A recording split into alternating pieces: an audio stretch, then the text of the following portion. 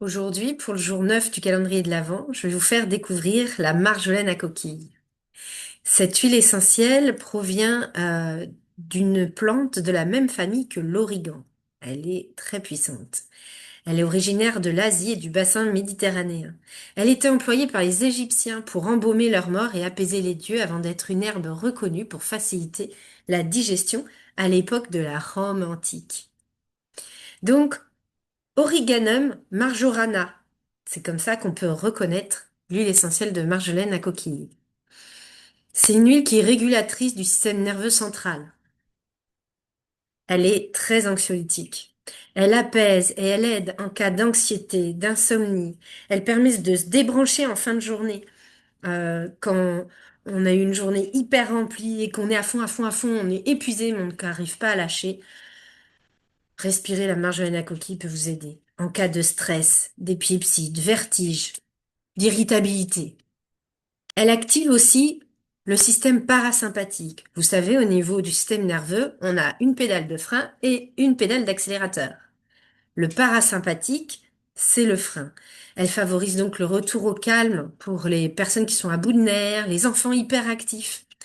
Elle est très relaxante au niveau musculaire, ou aussi quand on a des palpitations, de l'hypertension, de l'asthme nerveux. Elle va pouvoir vous aider. Elle est aussi, et ça c'est ce que j'adore avec les huiles essentielles, c'est que elles n'agissent pas comme une molécule de synthèse qui va donner un ordre un peu contradictoire à votre corps.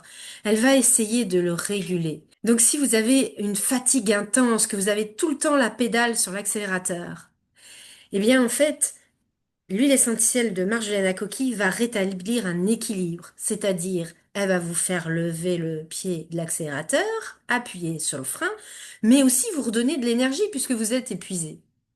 Et donc, va agir aussi en tant que tonique et stimulant général, avec une action sur les corticosurrénales.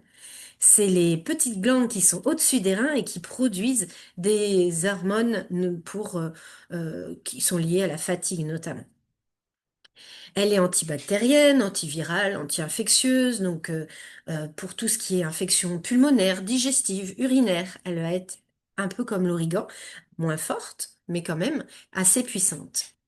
Tout ce qui est problème dermatologique varié, donc tout ce qui est herpès, inflammation des gencives, ulcère buccal, aphte, infection cutanée, tout ce qui peut être les furoncles. J'ai une liste comme ça, si vous voulez, de propriétés que a la marjolaine à coquille. Elle est donc immunostimulante, elle renforce aussi notre immunité, notamment en cas d'infection ORL, d'angine, sinusite, otite récurrente. Elle est antalgique, elle va avoir une action sur les douleurs névralgiques, musculaires, rhumatismales, arthrose, douleurs de règles. J'ai bien fait de vous la présenter. Elle est aussi antispasmodique, digestive, et donc elle va agir en cas de colite, de douleur à l'estomac, d'ulcère. Au niveau émotionnel, elle va donner confiance et connexion. Elle aide à s'ancrer dans le présent, apaise la souffrance psychique et permet de voir avec objectivité ses peurs inconscientes quand on se coupe des autres pour se protéger, quand on est dans sa coquille, souvent suite à des expériences de vie difficiles. La marjolaine nous aide à rétablir un lien de confiance dans nos relations, elle réconforte.